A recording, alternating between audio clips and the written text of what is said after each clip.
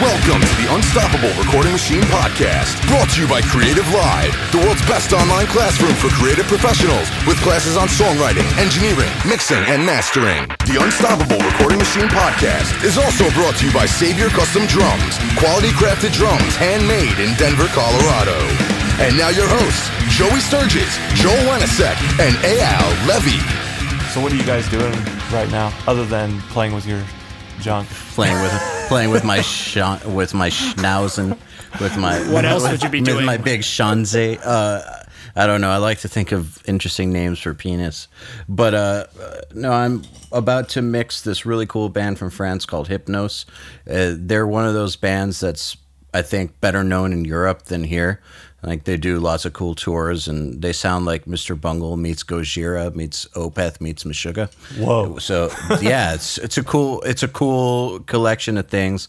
So they're coming here. We're gonna track some drums and then mix it. So they have everything else recorded, and apparently their drummer is a beast, and I really like them. So that should be cool. I want to hear that. Yeah, it'll be cool. It'll definitely be cool. Hell yeah! I am doing nothing. I've got a nice little break, and I'm just kind of putting some of my energy towards, new plugins, and I'm working on a new amp sim right now, and working on some stuff for Drumforge, and just, doing cool stuff like that. I've got a lot of bands coming in 2015, but and I got one more band here at the end of this year. I'm working on the Conquer Divide record that's coming out on Artery Recordings. I have no idea when it'll come out, but we're recording it in a month, so. Well, I'm just working on some 90s rock this week. I got two bands that are kind of in that genre, except one of them is mixed really modern and really like heavy and huge, and the other one is mixed like a Pearl Jam record. So nothing too exciting in terms of like I'm working on some really awesome, crazy, high budget record or anything. But no, I'm working with two pretty cool bands and just making some 90s rock. So you sent me one of the early mixes, and I listened to it. It was pretty cool. Like, I'm always fascinated by older recordings. Like, didn't you say one of them was recorded like back in the 90s? Yeah, that one that was a little bit, the one that wasn't heavy, that drum mix, the whole drum set and all that stuff was cut back in 92. So the band was on like a development deal for EMI, but they broke up.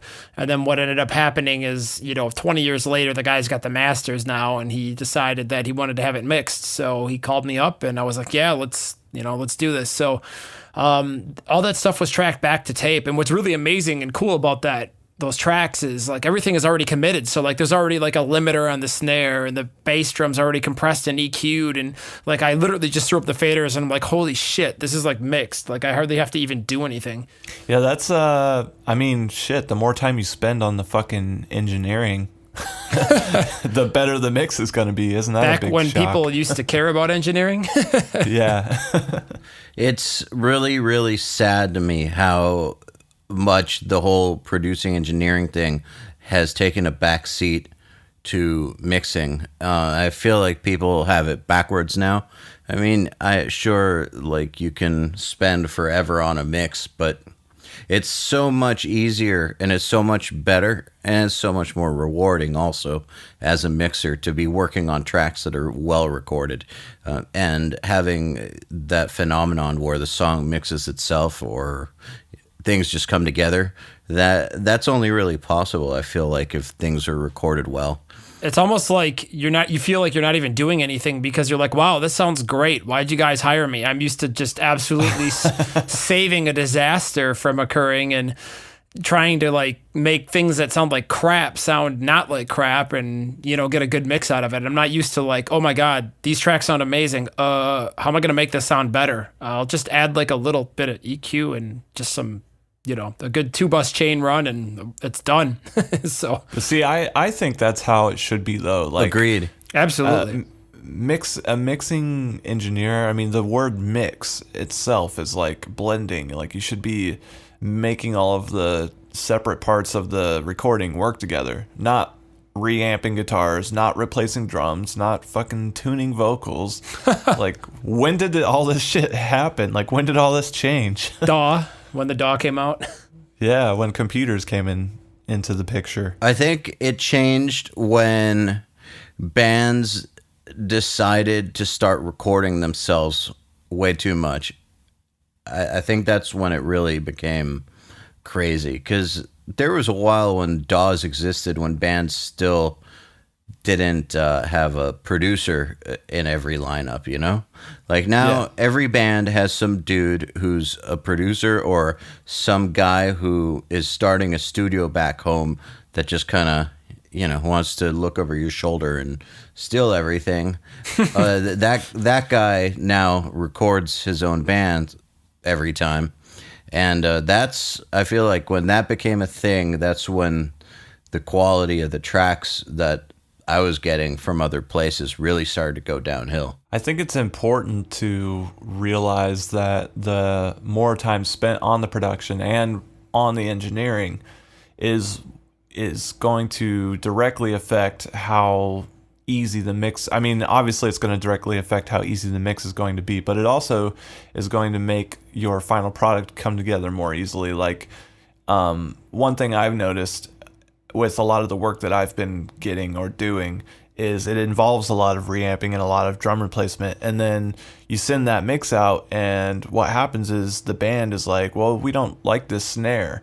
And I'm like, well, yeah, but the snare you sent to me is garbage, and I'm sure you don't like it either. So what do you want me to do? Like, I have to come up with a snare sound out of nowhere for you, and I'm basically guessing what I want, or what you want. And then I'll send them, I'll say, hey, can you guys give me like some examples of what you're looking for? And of course they give me like, oh, we want the snare to sound like Slipknot, but their song has no resemblance of Slipknot whatsoever, and having a snare like that in the song would make no sense. So you just kind of throw your arms up in the air, and I really wish that people would pay a lot more attention to what they're doing in the studio and try not to leave so much of it to be fixed in the mix. You know what this really boils down to at the core is the importance of fundamentals when learning how to do things. And this is something I'm really passionate about and I think about a lot, and that irritates the hell out of me,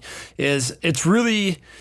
I would say very often a lot of people really want to skip over the fundamentals because, let's be honest, it's like picking up a guitar and learning to play a couple of power chords and learning to strum correctly. It isn't very cool. You don't feel good about doing that. You want to grab the guitar and like, look, I can sweep on day 3 and impress your friends. It's the same thing with engineering. Everybody wants to come in and, oh yeah, man, I mold my bass into 72 different parts and use 86 different compressors on every single one of those 72 parts and have it all this parallel. And they use all these really advanced techniques, and then you listen to the kids mix and you're like, it sounds like you started mixing last week. And I'm thinking to myself, my God, sometimes when I've had the luck and the fortune to sit on some A-list guys mixing and just watch them, it's like, you'll be like, what do you got going on in bass? And they'll be like, board EQ and a little bit of board compression, and that's it. I'm like, that's it? They're like, that's it. I'm like, it sounds incredible. So really just getting the fundamentals down. And I mean, with anything, engineering, editing, things like that, mixing, before you start doing crazy techniques, it usually saves you a lot of trouble downstream and makes for a much better product in the end. I can echo that on guitar from my own experience. Last year, I had to do some songwriting for a very, very huge artist, and I had to impersonate their lead guitar player, who's got a very, let's say, distinct style. Everybody knows this guy. And it's pentatonic blues-based stuff. And that's not anything that I ever really learned as a guitar player. Anyone that knows me knows that I don't do that stuff. So, and I hadn't played for about a year. So I decided to start taking lessons. Yeah, it was kind of scary because it was like, can you do this for something that's arena level? Without having played guitar in a year in a style that you don't play. So I got 3 guitar teachers, and I decided I was going to go back to basics, learn my pentatonic scales from the ground up, and learn the blues rock thing.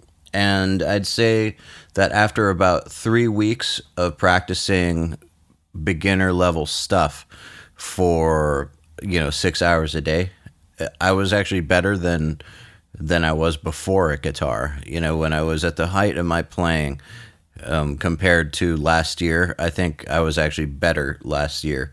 and it came from working on the basics. And I can tell you that as far as mixing and engineering goes, if I ever get into these kicks where I'm like, I'm going to get better, and I start doing, spending an hour a day or something, just learning new things about mixing or recording, the times that I make the most progress are when I work on basic things, really basic things, like hearing EQ better, mastering compression just a little more.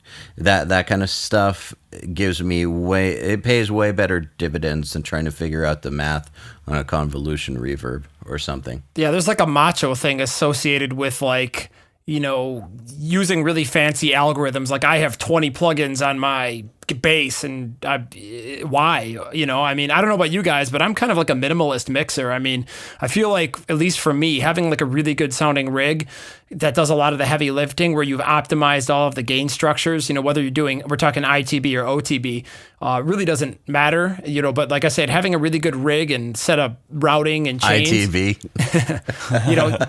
Getting a setup that is going to sound good right off the bat, where you've got everything bussed correctly and it's all gain structured properly. And then it's, if you've done that correctly, you don't need a bunch of fancy, flashy, crazy processes most of the time to get really good sounding mixes. I mean, I mix pretty minimalist. Sometimes it's just basic EQ, compression, and balance. It's all it needs. Yeah, one thing I hear constantly, like people will ask, how do you get big toms, or how do you make vocals sit in the mix? Well, the answer is not simple because it involves knowing some fundamentals.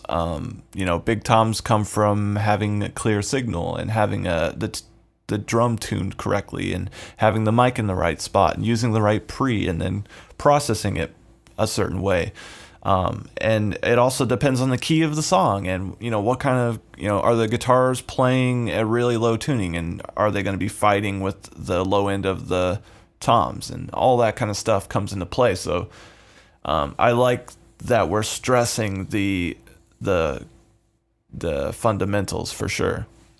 Yeah, well, I think that the problem with getting away from the fundamentals is that people lose sight of what they're doing. And for instance, I've had people come in and show me their mixes, and they'll have like 7 EQs on a guitar.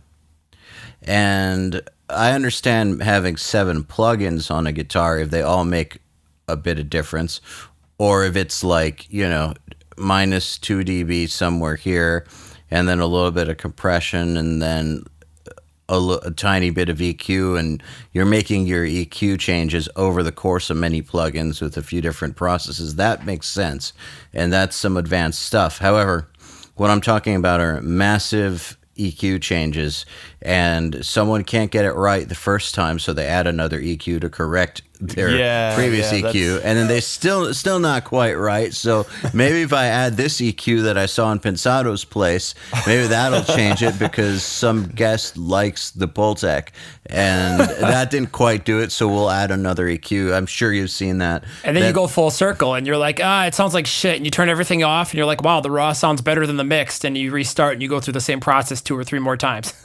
Or just go back to the tone and fucking work on your tone. And then sometimes it's not even the tone, it's the playing.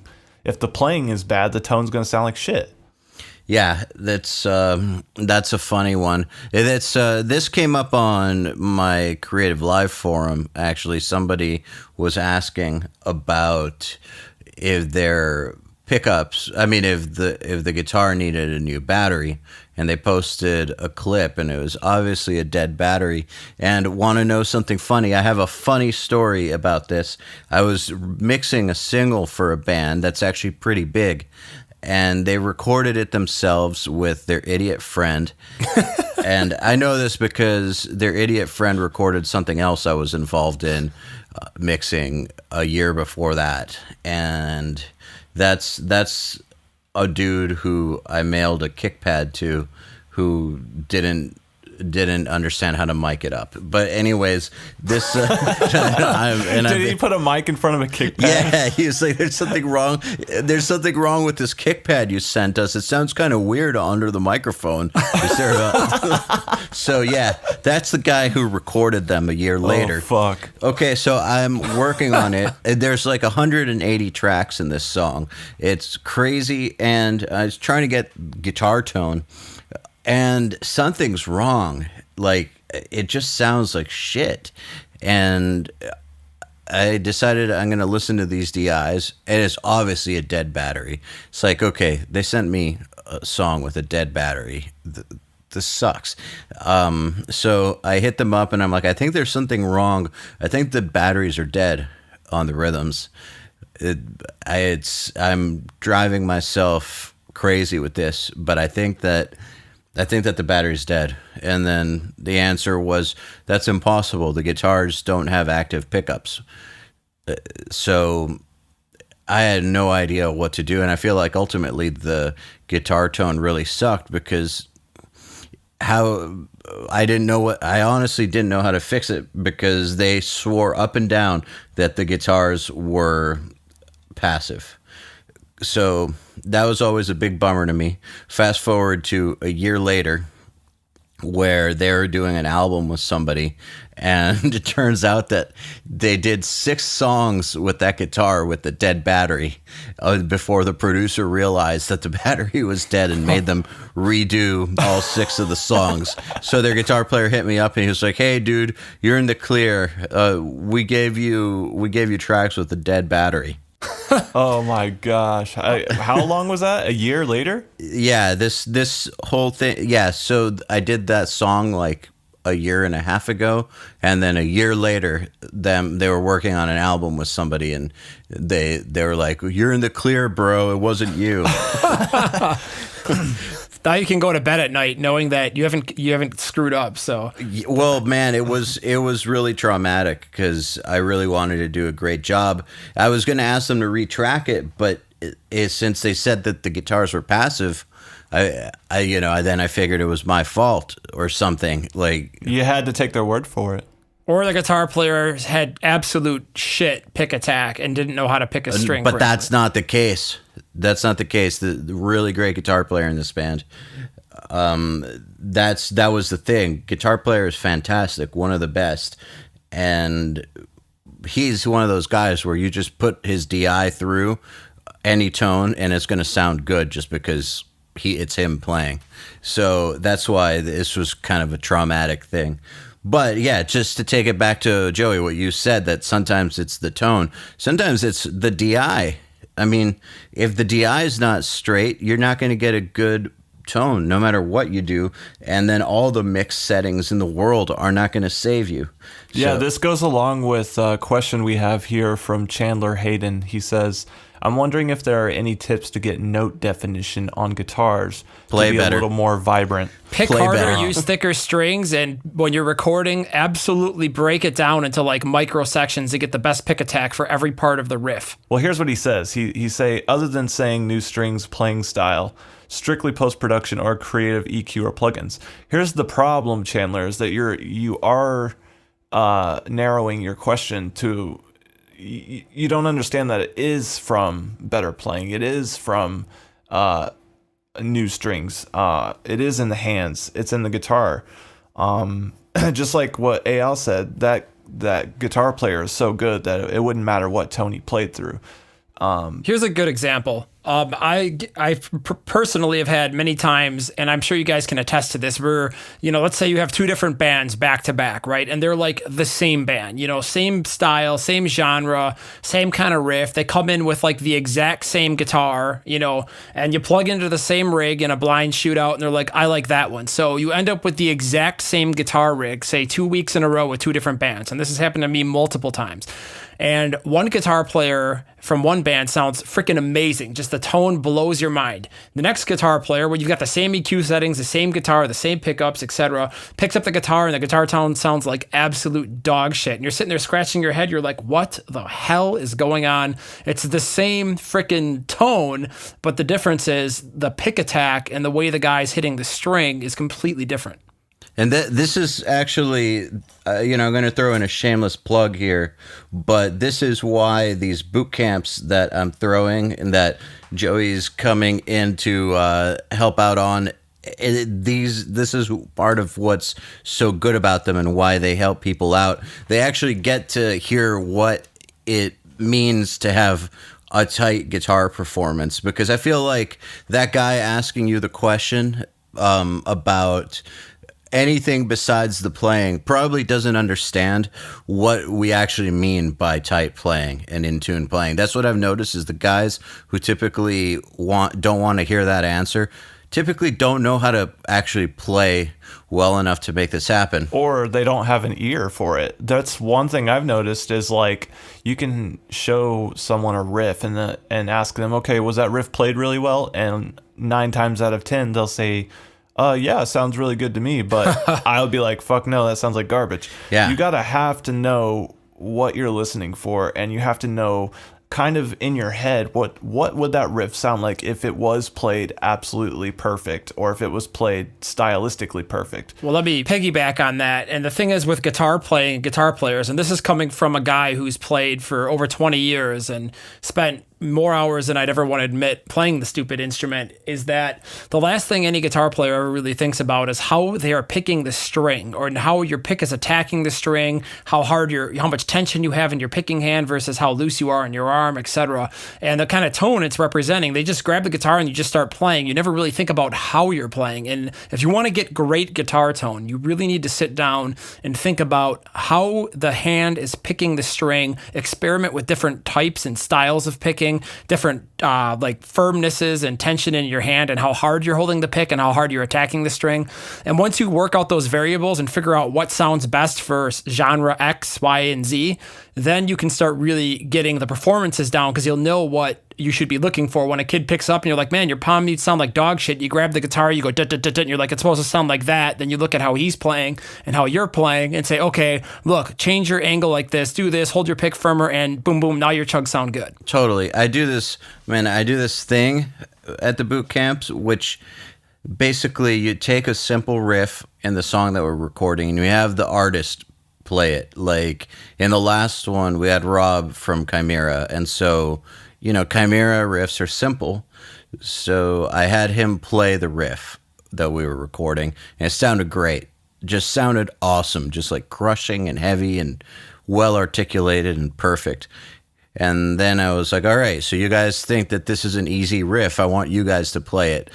And so we passed the guitar around the room to the guitar players and try to have them track the same riff as Rob. And it sounded like shit every single time. I mean, they could all play it. They could all play the notes, but this was mind blowing to them, because some of them, dude, some of them are actual guitar players, and they couldn't understand how it was possible that on a 3-note riff, that hovers at the first, second, and third frets, that goes da da da da da da da da da, whatever, that it could sound so wildly different. And that's my way of proving that tone is in the hands, and when we say it's got to be tight, we mean fucking tight. So I don't know. I think that guy who asked that question is probably in a little bit of denial and needs to work on his guitar playing.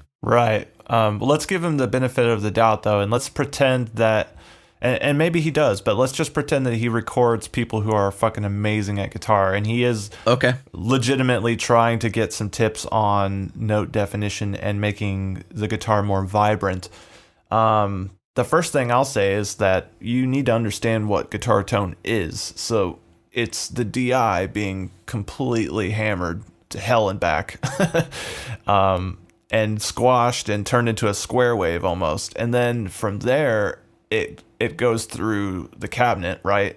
And let's say that you mic the cabinet. So now it's going into the air from the speaker, and then it's going through a microphone, and then it's going through your AD, and then it's going into your computer. So there's so many variables in there, right? But let's just assume that you have the most amazing microphone setup, your cab rules, your fucking amp head is awesome, the guy playing the guitar is amazing, what are some mixing tricks that we could tell Chandler about to make a note definition or the guitar more vibrant? 1K. 1K.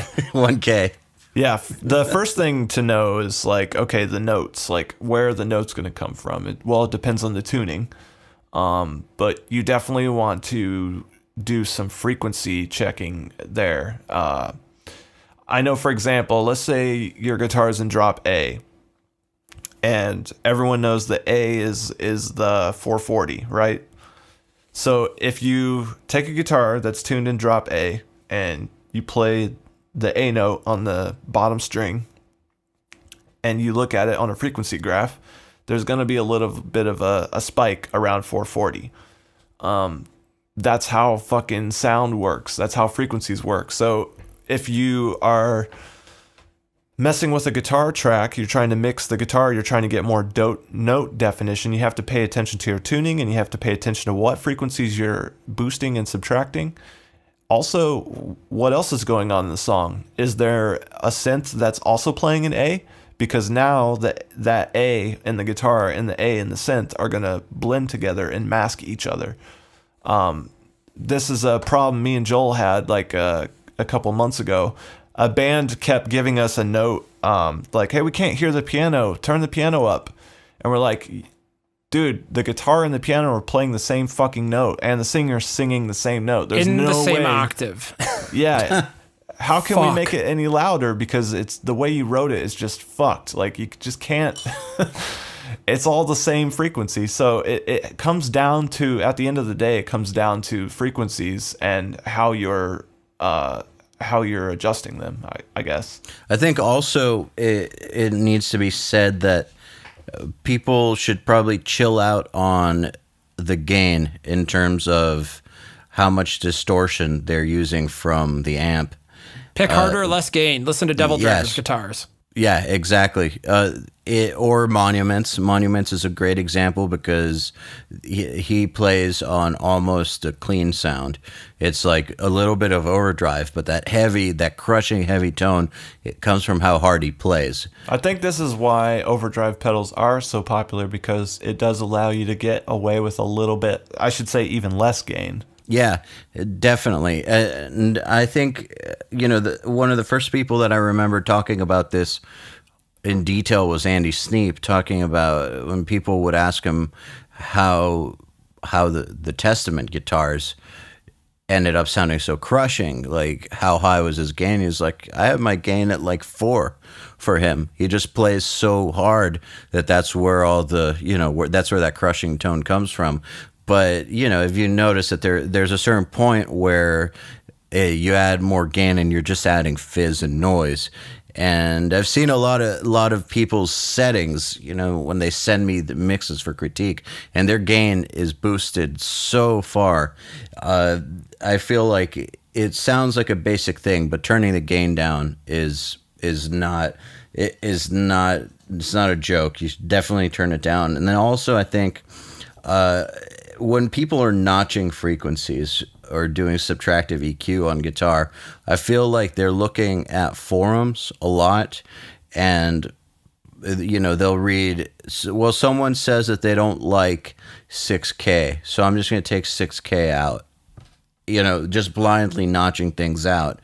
And that's the wrong way to do it. You have to actually find where the offending frequencies are in that guitar tone and remove them. Let me piggyback on that too, because that was what I was going to recommend too, is notching. I feel like one of the things that really, really helps note clarity is going in and finding little resonant rings. Like once you train your ears to hear them, it's pretty obvious. Like there's areas where in any like a cymbal or guitar, for whatever reason, frequencies build up and they kind of ring, and you can go around with a tight Q high boost notch there on the EQ, and you can slide it around, and all of a sudden something will jump out and you'll go, fuck, that hurts my ears. And, cut that a little bit, just a few dB down with a really tight EQ, and then pop it in and out and see if that adds any more clarity to the top end of your guitars and to your attack. Yeah, on Mix Crit Monday, we were talking about some of that. It's almost like a feedback in certain frequencies.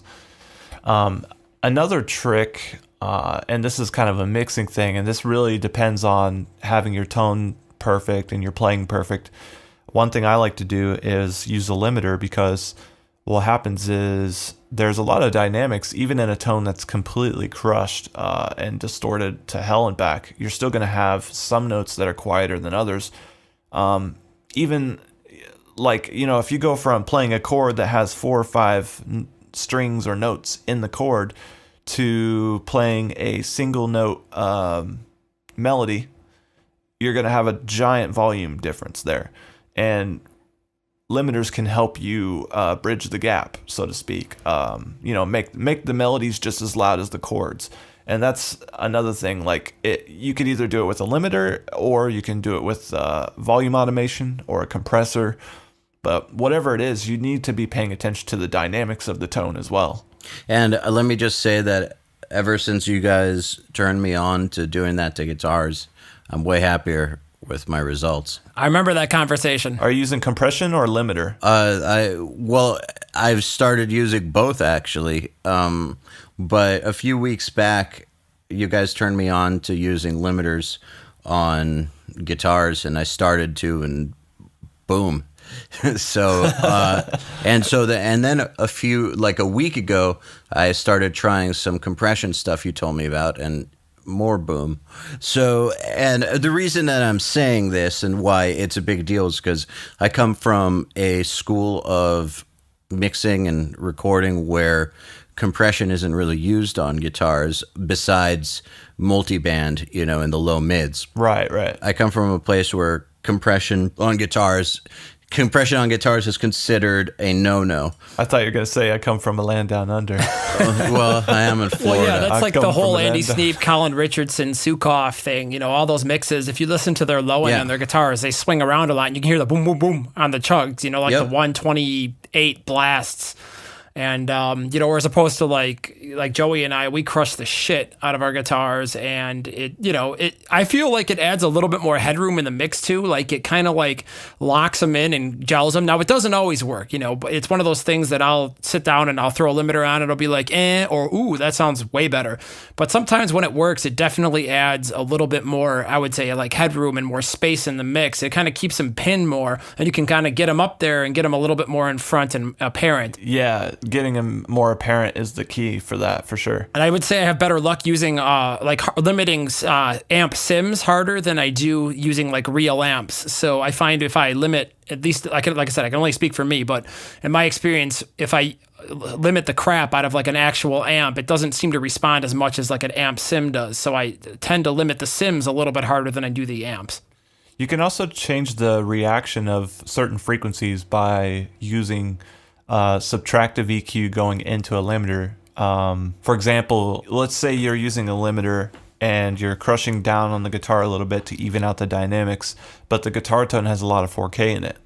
That limiter is going to make the guitar sound one way with the 4K there, but it'll sound different if you remove that 4K and then limit it based on that change, like a pre-EQ into the limiter. It's kind of crazy. Like, next time you're playing around with guitar tones, put a limiter on there and just fucking lower that threshold like by 20 dB. Just do something ridiculous.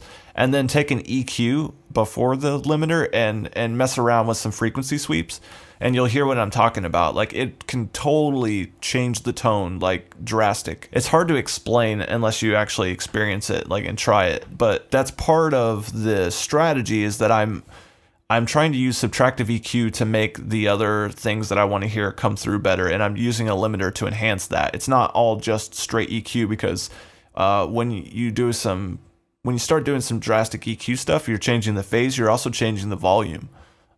So that's how the limiter counteracts that. And let me just tell everyone that on that volume issue, the FabFilter Pro Q2 plugin now has a makeup gain, which is kind of cool. Oh yeah, that's awesome. Yeah, it's the first EQ I know of that actually has makeup gain, but it's a very cool EQ. It's got it's got tone matching. It's got frequency. It's got before and after frequencies. Like you can choose before, you can choose after.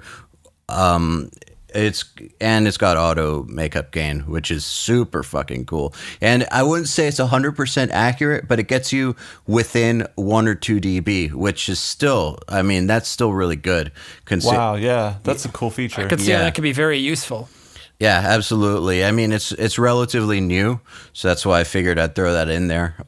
But yeah, if people find that they're having a lot of trouble EQing stuff and keeping their volumes where they need to be, then maybe look into that plugin. Yeah, and I mean, if you're looking for some wild ideas, try.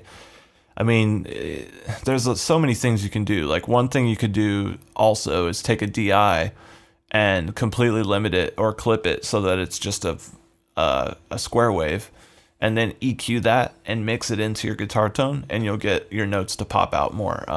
But that's kind of some advanced stuff that I wouldn't say, like if your tone sucks, I wouldn't say go try that, because that's not going to fix your tone. That's something you want to do if you have a really badass tone and you're just trying to kind of be competitive with sonics, I would say. Yeah, that I feel like I agree with you completely. The tone needs to be sweet to begin with before you start adding DIs into it, because I've heard some people screw that one up, and usually it's because their tone sucked to begin with, and then suddenly they've got a clean tone in there that they don't know how to manage, and then it sounds goofy. Shit soup becomes a mega portion of shit soup, I guess. Well, it just goes back to, as we were discussing earlier, getting your fundamentals right and making sure that, you know, the pick attack and the playing and the strings and the player and et cetera, everything is right and it's engineered correctly,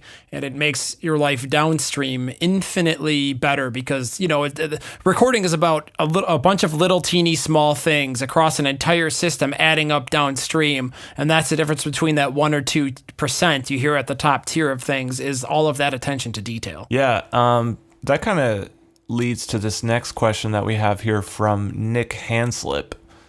And this is cool. This is a cool question. He says, when and where is it more important to be technical than to be musical when mixing? Because we're talking about note definition in guitar, so it leads to, you know, being musical and versus being technical. Isn't mixing the marriage of the two, really? Yeah, it really is. And when you're in a mix, I guess I would say you would want to limit the amount of technical stuff that you need to do, you know, as much as possible. You don't want to be moving drum hits around. You don't want to be routing stuff. I consider all of the technical part of mixing to be the prep, and then the musical part of mixing is the process of actually mixing. And I guess if they mean technical as knowing exactly what your tools do, for instance. Yeah. Like what MS processing is or something. I'm just trying to think of different ways that they could mean technical, because, yeah, they could mean technical as in the mix prep part of it and the routing and all that. They could also mean technical as in doing some MS process that's very math intensive or something. Yeah, it's like if you don't understand the tool, then I don't think you should be using it. Yeah, exactly. And I feel like that should be done on your off time. Figuring out how to do big technical things like that, you should practice that stuff the way you would practice an instrument, so that when you go to mix, you're just being musical. That's my take on it, at least. Yeah. That's definitely, I think, a very important point, is that, you know, when you're mixing, the less you think about it, usually the better it turns out. I mean, it goes back to, I believe, we're talking about on an earlier podcast, like Chris Lord-Alge, for example, he has like a 3-hour hard limit when he mixes a song, or approximately. And if he doesn't have it going by then, you know, it's faders back up and, you know, let's restart. So it's kind of like, when I approach a mix, it's already prepped for me because I have an amazing assistant who does an incredible job. But like I'm going to hit play and I'm just going to listen to the song, and then it's going to hit me and it's going to speak to me, and I'm going to start moving faders and try not to think about, those guitars need like 1 dB at 3K or this or that, or, you know, just hit play, listen to the song. What does it need? Is the bass and the drums gelling? Are they not? Are they, just things like that. You got to go with your gut instinct a lot. And then, when you want to sit back after you've kind of gotten that out of the way, your initial creativity, like when you're car testing it, for example, or laptop speaker testing, you can kind of be more analytical and be like, all right, something's not right in the high end of the guitars. Let's use this and, do some crazy notching stuff or this or that. And, DI tricks, for example. To remedy some of those problems. Yeah. You want to know something, or something that I get asked a lot is, what are some DI tricks that can be done to fix a shitty DI?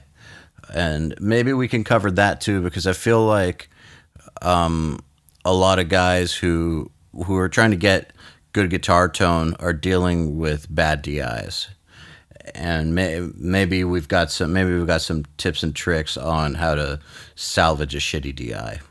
Because I know there's some stuff that I do to DIs, but there's sometimes that you can't do anything, like if the battery's dead. I've had some luck with using a transient designer. For example, I like a lot on bass. Sometimes, for whatever reason, if the bass player is kind of sloppy and a lot of the notes ring together and they don't have good fret, left hand fret control where they're able to mute the other strings that they're not playing, or or a guitar player, for example, has a lazy right hand, so when they're palm muting, the B string on top is running out if you're in standard tuning. Standard tuning, who uses that? I've heard of it. I've definitely heard of it. I just realized what I said. But for example, when you've got a really kind of sloppy bass player on a bass DI, sometimes going in with a transient designer and kind of tightening up the sustain can get the bass a little bit tighter in relation to the kick drum and fast passages where there's double bass and things like that. Or enhancing the attack transient on a guitar track can make the guitar player seem, again, not always, but it's one of those things you got to try, and either you're going to be like, yeah, or it can make the guitar seem like the kid picked harder if he has a lazy hand and doesn't know what he's doing. You got to watch out though, because you want to not have these weird spikes though. Absolutely. Going into that becomes the problem with using a transient designer incorrectly on a DI. Very, very rarely do those types of things, because sometimes you can create more problems than you're actually trying to fix. Yeah, I think the biggest way to fix it is to retrack it. But I've definitely used the transient designer. I find that sometimes using a transient designer and then compressing it a little bit after the transient designer, I don't know if you guys have ever tried that, but doing that after the transient designer can sometimes tame it to where it doesn't sound like it's it gets rid of those weird spikes, if you know what I'm talking about. But but it still gives a little bit more attack. I'm not really on this train in terms of fixing DIs, but I got some cool DI tricks that I use to fix frequency problems and to make tones sound better in certain ways, but it's not really to fix shitty DIs. Do you have what are some of your other tricks that you've got? Well, definitely EQing, say that you don't have a good overdrive pedal, for instance.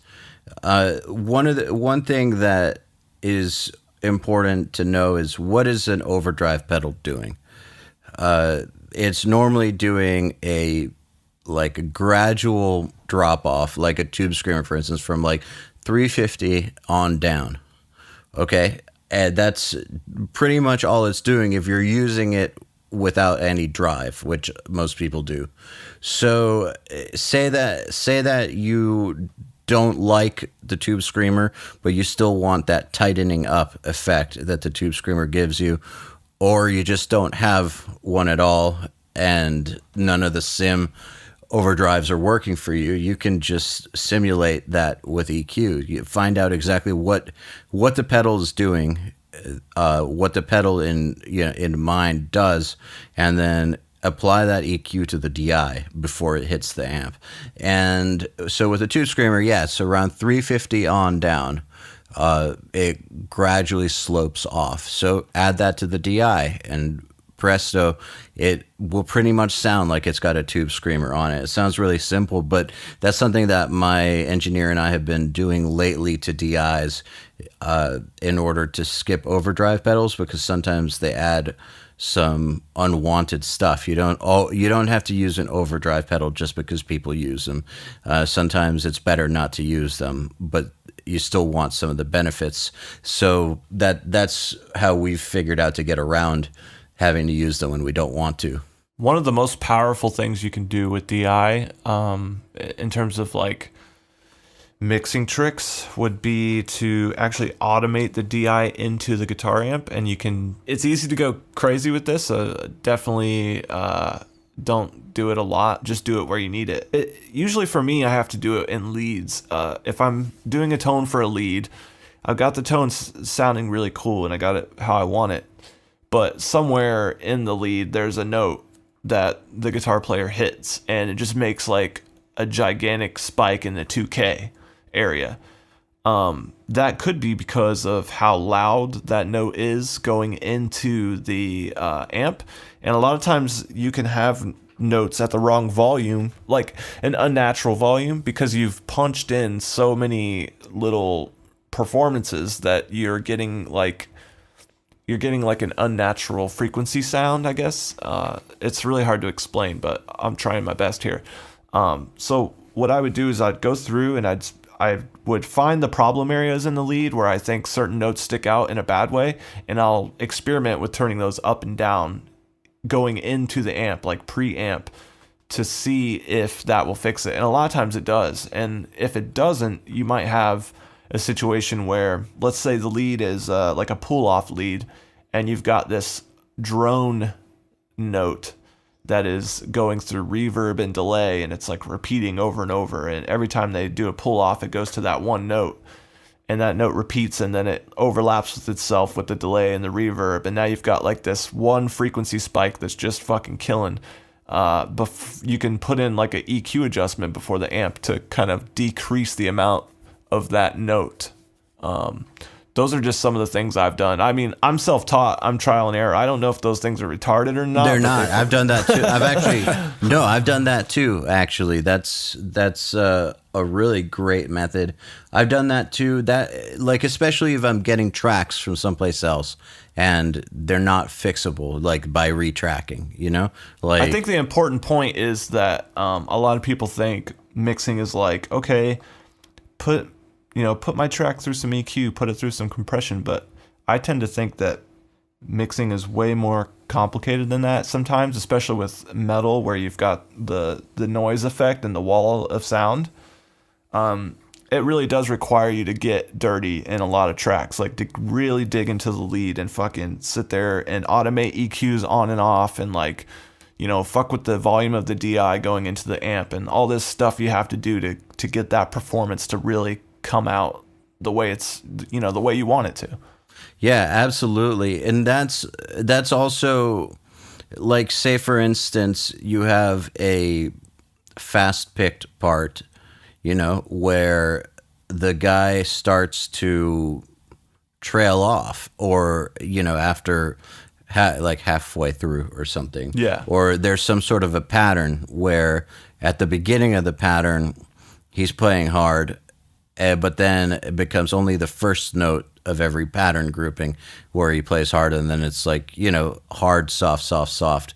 That sort of approach, the automating the EQ or automating the volume to make it consistent like it needs to be is a great way to get around that. I've used that lots of times, and it definitely works. And definitely as far as leads go, I feel like that not only solves the problem of if a guitar player hits a note and makes a weird frequency spike, it solves that, but it also solves the problem of, well, when the guy goes down to, is doing a fast passage and goes down to lower notes on an arpeggio or on a run, and suddenly those notes start to disappear. That's a great way to solve that problem. You ever do that on bass? Because I do that often where like, the bass player be playing like on the low A or whatever tuning they're in. And then all of a sudden they'll go up to some high note. It'll be really, really quiet and tiny on the grid. And sometimes I'll jack up those notes so there's no loss in perceived low end when the guy goes up. So when I get to actually reamping it, for example, it'll always have the same amount of low end energy, just at a different frequency. Yeah, you got to do that. Yeah, it's crucial. I also have the problem where, you know, when a bass player goes to a higher note on a higher string, that note just pops out like the low end is gone, but the note itself pops out like in a really annoying way. And I feel like that's the only way that I know of to really fix it. Yeah, you could always EQ like an automation. I mean, that would be pretty cumbersome, but you could EQ some of the top off and boost some bottom just on that one note. But I mean, that's if you really got a lot of time to spend on the mix, it's something I wouldn't play with very often. So some of these guys spend a long time on their mixes, though. I've had to critique some mixes lately where guys were working on their mix for like a year. how does that happen? I mean, I guess I understand if you're doing this and it's kind of like your hobby and you're playing around, but in the real world, it's like if I don't get at least 2 or 3 songs done a day, I feel like I haven't done anything with my life and I was not productive enough and I've absolutely failed at my job. Yeah, and I think the people that are still in the learning process have the luxury of fucking around with one song for a year, but that's also, I mean, that can also kind of put you in a weird space because then, like, everything that you think you know about kicks isn't really true. It's only true for that one kick and that one song. And then you fucking go to the next song and you're like, oh, I don't know anything about kicks. That's one of the things, too, I feel like really separates the men from the boys in mixing is that, you know, anybody can sit there for fucking a year or two and, you know, make this amazing mix when if you sit there and tweak and refine. But in the real world, it's like, as a working pro, sometimes you only have a few hours or, you know, a day or two to mix a whole album and it sucks, but you just have to do it and you got to be fast and you got to be able to rip out really high level results on a time crunch with, you know, who knows what the hell you're getting either in terms of tracks. It can be tracked like dog shit, but you've got to put out something that sounds brilliant. Like you spent, you know, a year of your life in each one of these songs, but you've got 2 days to do it. You've got 15 songs to get through. So, I mean, that's where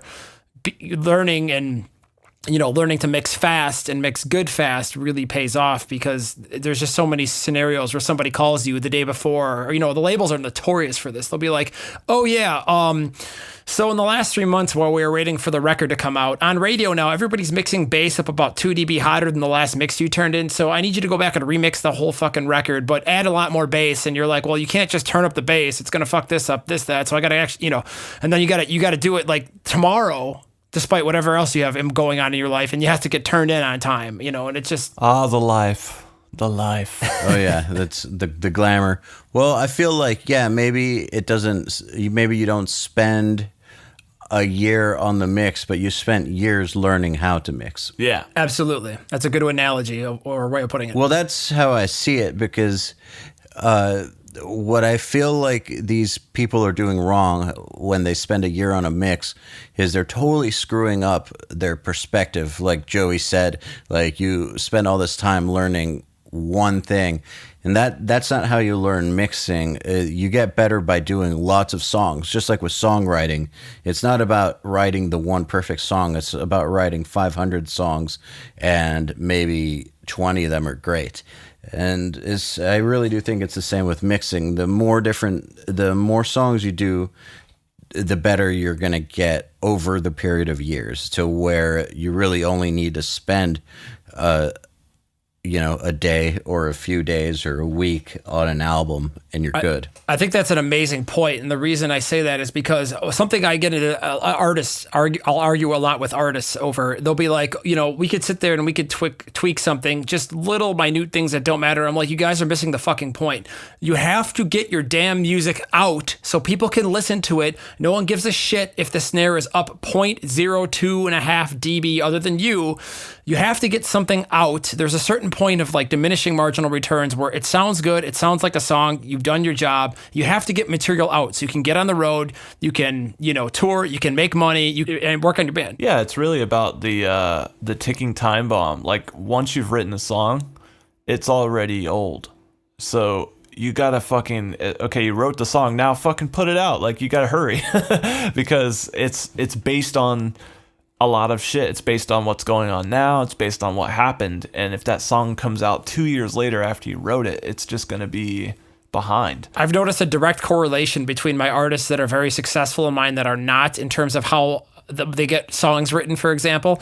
And I'll tell you, the bands that spend a lot of time just nitpicking the shit out of like one song, and dude, we spent 7 months working on the song. They usually don't get as far as the guys are like, listen, we wrote 40 songs this month. And out of those songs, you know, a few of them are brilliant, some of them are good, and the rest of them are shit. But we tried to write an amazing song every time. And then after time and many years of doing it, you would say their batting average kind of creeps up and they become really good, and then they can write better songs in a shorter period of time. You just have to keep writing and keep mixing. And I mean, it all ties in. It's the same thing. Well, nobody bats 1,000. And, you know, a good batting average. Exactly. A good batting average is in the 300 range, which is 30%. So I'd say I think it's more about consistency. Yeah. totally. If you're writing great songs 30% of the time, that's phenomenal. Though with mixing, you probably should be hitting the mark more than 30% of the time. Yeah. Here's a cool question, and I have a pretty good answer for it too. I want to see what you guys think as well. Kevin Newland asks something that personally bugged me for a long time and still does from time to time. I will get a sweet sounding instrumental mix, but then when I add the vocals, they get buried or lost. How do you keep a solid vision of leaving room for vocals to sit while mixing only instruments first? I actually do work like that. I don't know how you guys do it, but I usually mix all the music first, and then I mix all the vocals, and then I put them together. Yeah, same here. I do the same. Okay, so Everyone I know works like that in metal. that's cool. Cool. So I'm not far off the mark. I kind of answered that question last week, not last week, but a few weeks ago. We were talking about my mix bus chain, and how I get around that is when I do my mix, I get my instrumental stuff going on a separate bus compressor, and then I add in my vocals on top of that mix and mix that in, meaning that so they're floating over the top, and it's a lot easier to get them, because if you turn up the vocals too hot, then it starts pumping down and clamping on the, you know, the guitars and stuff. So it's kind of like a Fox Michael Brower type technique where I separate my vocals from my instrumental mix, and I get my instrumental absolutely slamming and compressed, but then I don't run my vocals into said bus compressor so it doesn't negatively affect the balance I've spent 2 hours getting. And then I put just a little bit of a kiss on my mastering comp to glue that vocal to that actual mix, and I find it has a more, I would say, less detrimental effect in terms of like you can get the vocals clear and with more apparent volume. But that's OTB. Yeah, well, you can do it ITB too, you know, but You can PII TV. it helps you get the vocals to sit and kind of lock in with the mix, but you can have more control over the vocals and the relationship with the mix. It's not, you know, when you have a really dense vocal section, it's not going to kill your bass and your drums and your guitars. And to take that a step further, if you're doing it in the box, you can always add the track spacer plugin to Joel's method and sidechain the instrumental mix to the vocals.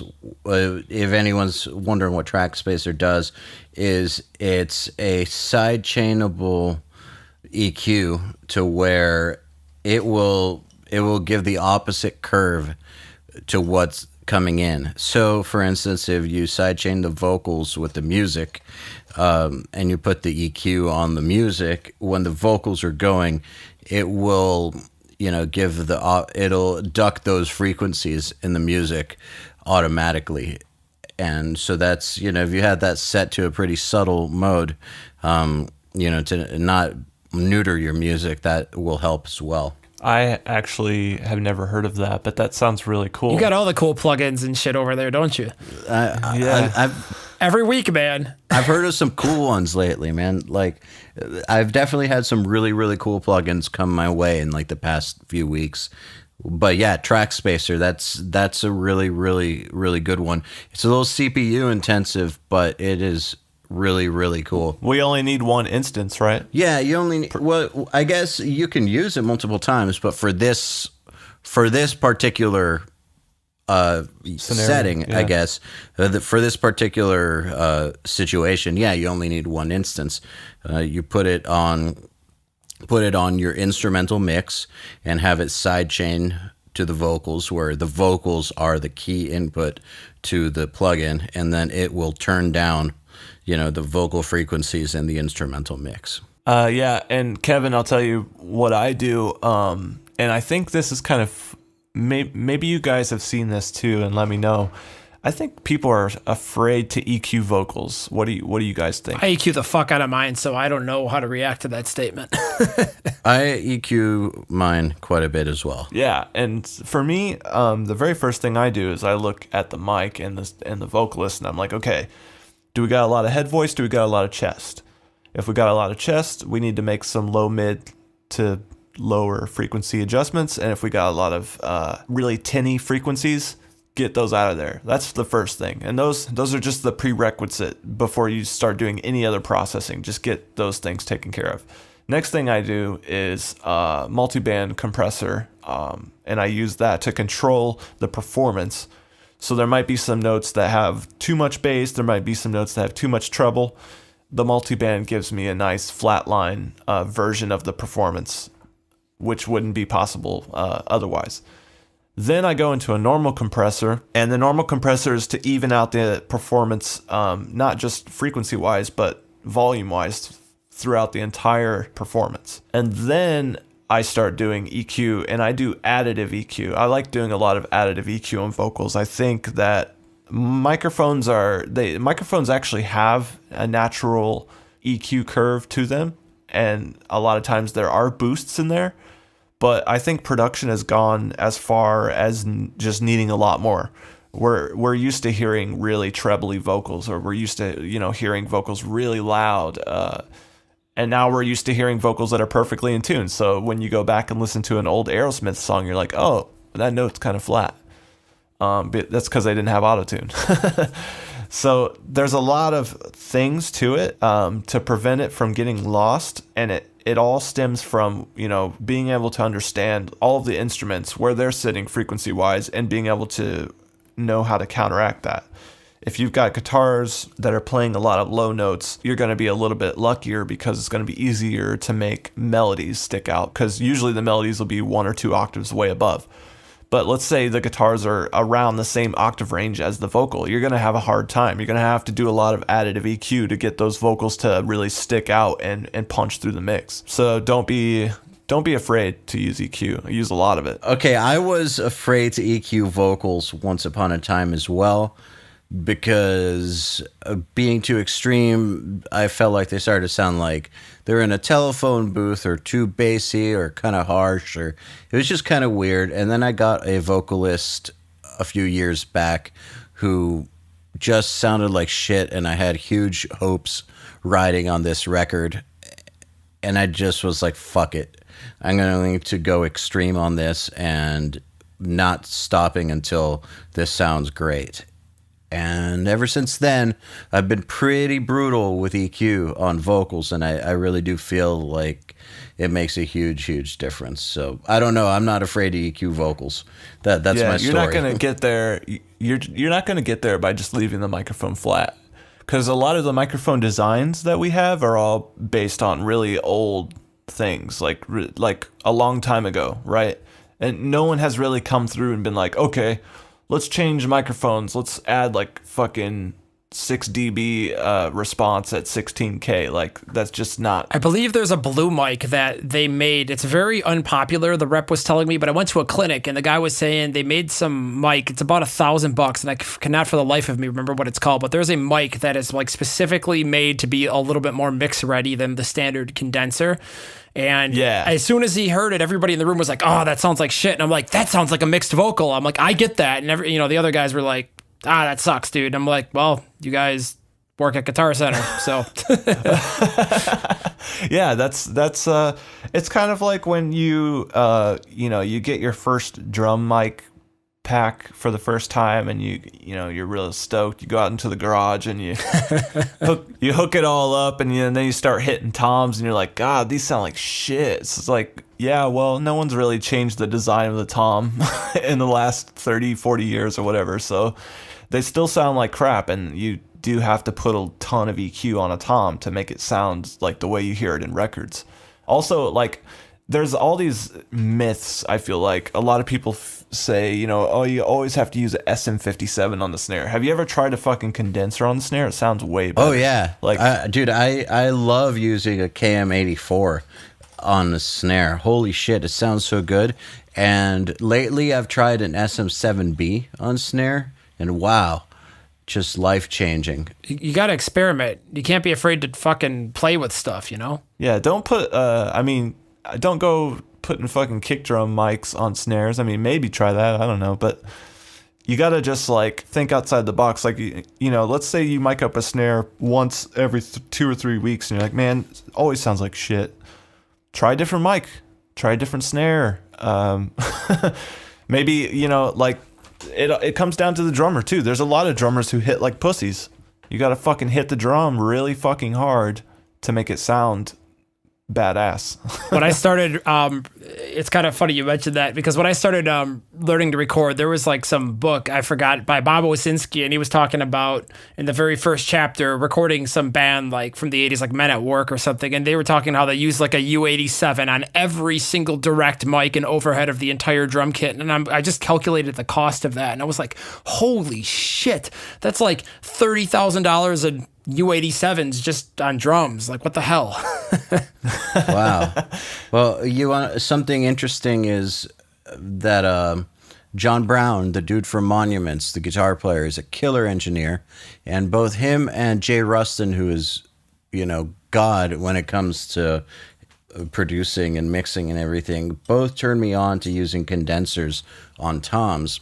They like 414s on toms, and I would have never thought of doing that, but I love that mic on toms too. Holy shit, it's so good. It's so different than how I learned. I learned 421s on toms, and that's just how I was brought up and trained and everything. And now I've been using condensers, and my tom sounds are so much better. There's a mic I really like on toms, and it's by a company called Stellar Audio, and what they do is they take like old famous mics like U67s and etc., and they take like a Chinese donor body, but they do the same circuit with modern parts, and but they're like $600 or $700. They're not really that expensive, but they're really, really good mics for the price.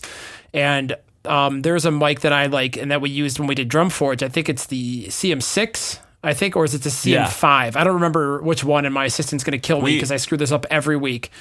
But I love... we use both of them. Yeah, I love that mic on it, and I like to put mine 3 feet up and actually like fade or time shift the sample up to match the direct, because when you have a condenser on the tom, it sounds like the drum actually sounds in the room, as opposed to like a 421, which is just like a doom, that like spiky, clicky, punchy. It's got like smack. A filter sound to it. Yeah, it's just a cool sound, and it's definitely something I enjoy experimenting with when I have time. It's amazing to hear the difference for the first time, especially when you put that condenser on the tom and you hear it in comparison to a 421. But what blows my mind is how many people will just like never try it. Yeah, never try it. That's the thing. That's the beauty of sampling, is when you're taking samples of a kit, you could throw a whole bunch of mics that you couldn't really use in a real world situation. You don't want a $3,000 mic on a tom when the dude comes around the roll and then smacks it and breaks it, and then you want to kill the drummer. Well, yeah. But when you're sampling it, you can put that mic right there, and he can hit away all day, and you're not going to be in jeopardy. So, yeah, I mean, obviously you have to not do stupid things like use a $3,000 mic when you have a Neanderthal hitting the drums, but yeah, that's a big thing for me. Is once I started to try things like that were outside the box, outside of how I learned, my recordings actually got a lot better. And it's not that there's anything wrong with using 421s on toms. Lots of great tom sounds have come from that, and lots of great snare sounds have come off of a 57. But the point is that that's not going to work every single time. And if you do that every time, you're going to be using the wrong mics sometimes, and B, you're going to stagnate, which is the ultimate killer, I think, of recordings, is a engineer that's burned out and stagnating. So, and you got to keep yourself from doing that. The way to do that is to try new things. Now, it doesn't mean that because you tried a 414 on a tom and because we said it's cool that it's going to work for you either. But what it means is that your brain is going to keep on developing an ear for recording if you try stuff like that out. Doesn't mean you have to go with it. There's like that famous saying, and I don't remember what it is exactly, but there's like a very famous quote for people that are into self-improvement and success and things like that and read those types of books. But there's something like, your success is determined on how many degrees outside of your comfort zone that you're willing to step. And I think there's a lot of truth to that. It kind of echoes what you just said, AL. Yeah, I totally believe that. And also to take the whole thing about microphones not being developed much in the past few decades, SM7B, which is kind of like the gold standard for screams and all that. Don't forget, Michael Jackson's Thriller was recorded with one of those. And obviously, great sounding record, classic, but we're talking what? 30 years or almost 30 years. So there is a lot that you have to do in order to get it to sound modern anyways. If that was the mic that Pop Hits were being recorded on 30 years ago, it's definitely not up to par by itself. There's just no way. Though I have had a few vocalists where they just start singing and they sound phenomenal. It doesn't end up holding up in a mix. Yeah, you forget about the...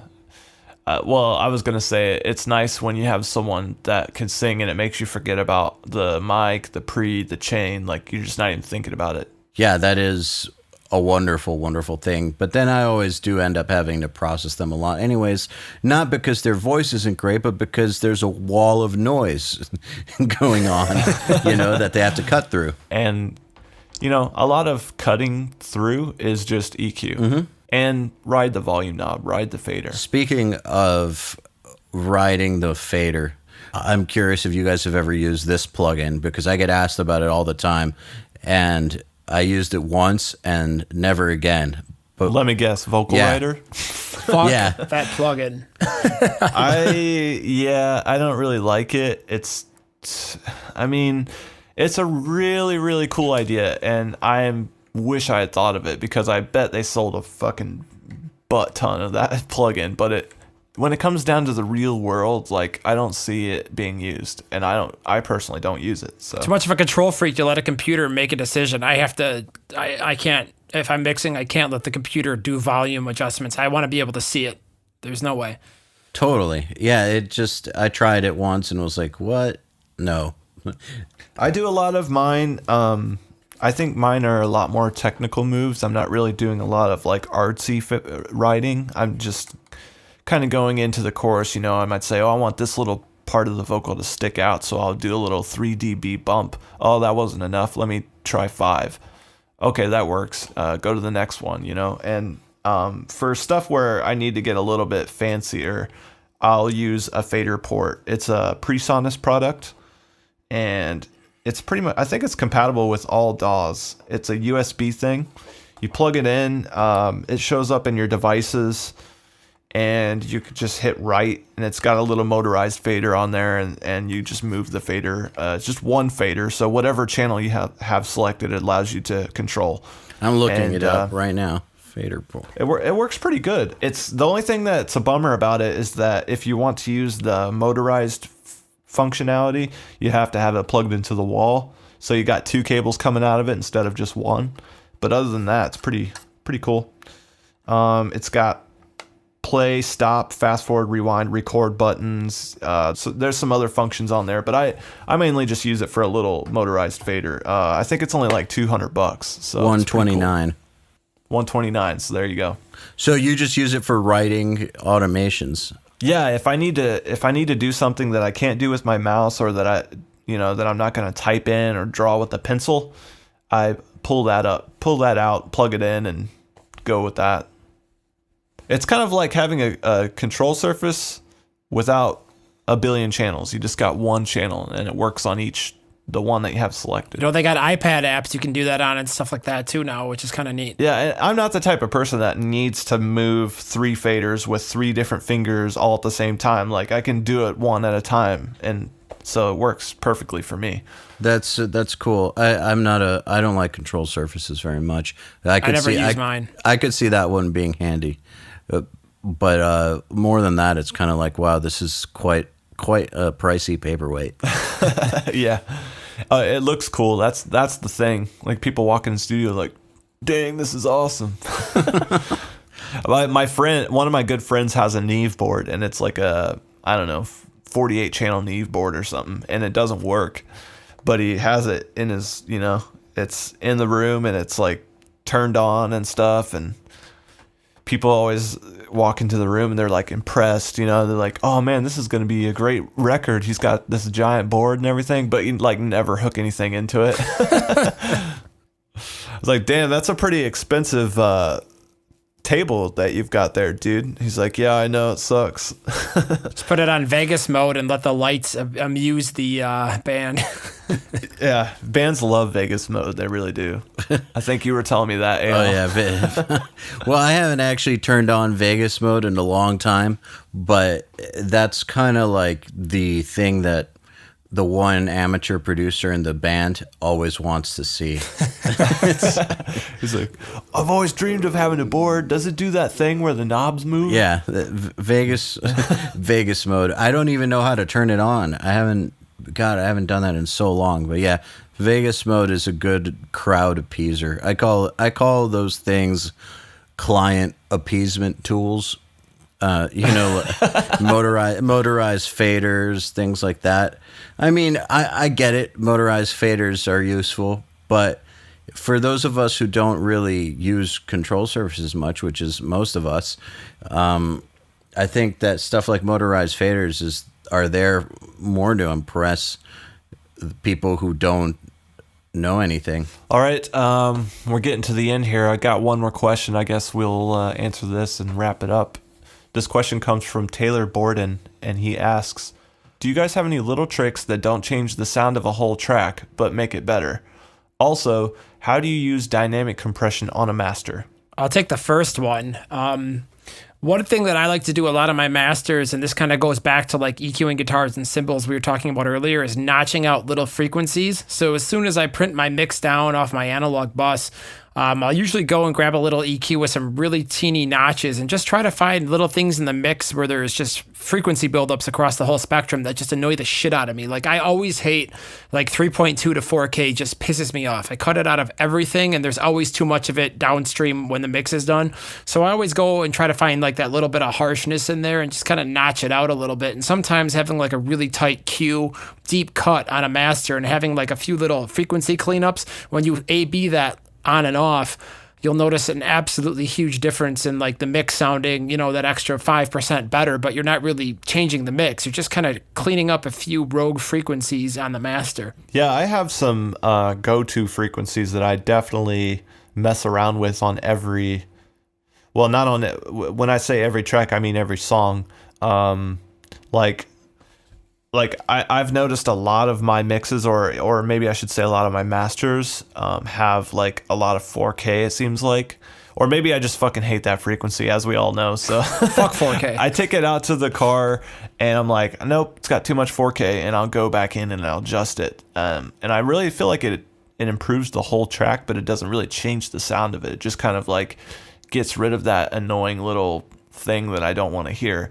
Also, in terms of individual tracks like drums or guitars, I mean, gosh, there's a billion tricks that you can do. Like one thing I like to do with drums is I'll take the whole drum mix and I'll duplicate it into another track and I'll put distortion on it, and then I turn it all the way down. And then whenever I want my drums to have just a little bit more energy, I grab that fader and I pull it up, and it's like a parallel distortion. And so I drive that in there. Like maybe I want the chorus drums to just pound a little bit harder. I'll drive that up, automate it into the chorus, and then pull it back down.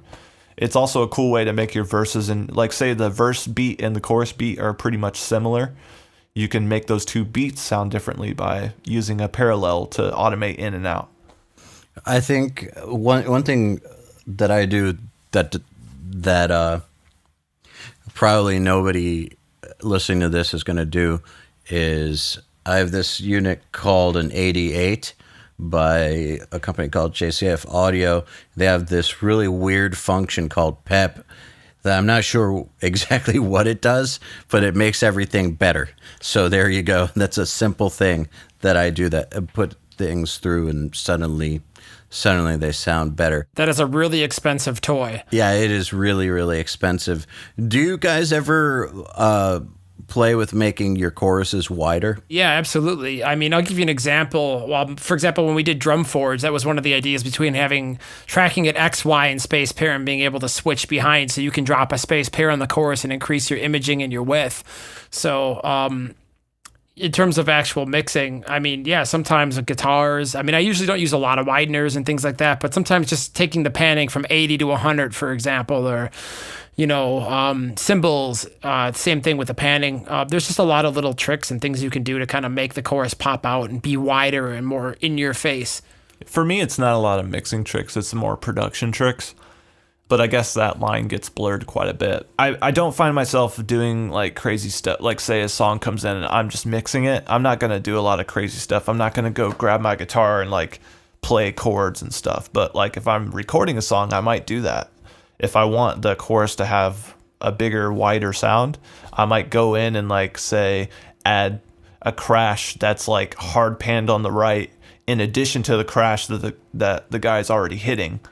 So it just makes it sound like, oh wow, the crash is like way over here now. And then now there's like 2 extra guitars that are just like super wide, and like, oh, now there's all these extra vocals that came out of nowhere that are like hard pan left and right and have reverb and stuff. So for me, it's a lot of production stuff. I don't really find myself using like wideners or like, I just don't do a lot of mixing tricks to make it wider. It's more production for me. I totally agree with that. I feel like the arrangement should be doing it. But I remember reading this week that somebody said that they do that on choruses. Like they try to like kick a widener on the guitars to make them sound wider, and just been thinking about that. That's kind of cool, yeah. I'd like to maybe try that. Yeah, it seems like a good idea, right? I like to do stuff that is, I like to do what I would say cost-effective moves. Mm-hmm. So instead of like, if I can figure out how to make a double sound wider without making the vocalist do it again, I'll do that because it's more cost-effective. If I can make one guitar track sound bigger by adding a little bit more bass or something, like for a certain part, that's more cost effective for me to do that than to actually go in and find a guitar that has more bass and like record it. And those are kind of extreme examples, but it's important to realize the difference between doing that or being lazy and just trying to fix it in the mix. There's definitely a difference where you're weighing your options like, oh, do I want to make the vocalist do 2 more hours of vocals to fucking double everything we just did? Or is there a way that I can just do a chain that makes it accomplish my goal? Yeah, there is a real fine line. But I feel like the fine line is what you're doing actually going to accomplish the goal or not? And if it's going to actually accomplish the goal, then why is it cheating? I feel like sometimes people try to get away with shortcuts, and then they end up shortchanging their mix or their production. But if it's not shortchanging it, then what's wrong with it? Why? Yeah, I don't think there's any such thing as cheating either. I mean, it's all just a show. Like when I listen to a Chris Lord Algae mix, I'm like, dude, this is like full of cheat. It just blows my mind. And like, I think that's what a mix should do. I don't think it should be like, oh yeah, I can tell they used a 57 on a Mesa. Yeah, that's what it sounds like. No, I want the guitars to just fucking blow your mind and be like, what is that? Like, what did you do? How does it sound like that? To me, that's what the mix needs to do. Agreed. Absolutely. All right, that's going to wrap it up for this episode. I want to thank you guys for tuning in. I also want to thank Chandler Hayden, Nick Handslip, Kevin Newland, and Taylor Borden for asking questions on the forum. Hopefully some of our answers will help you guys out. And if not, let us know. You can always go to www.joeysturgis.com/podcast and give us feedback. Tell us what to talk about. Ask us questions.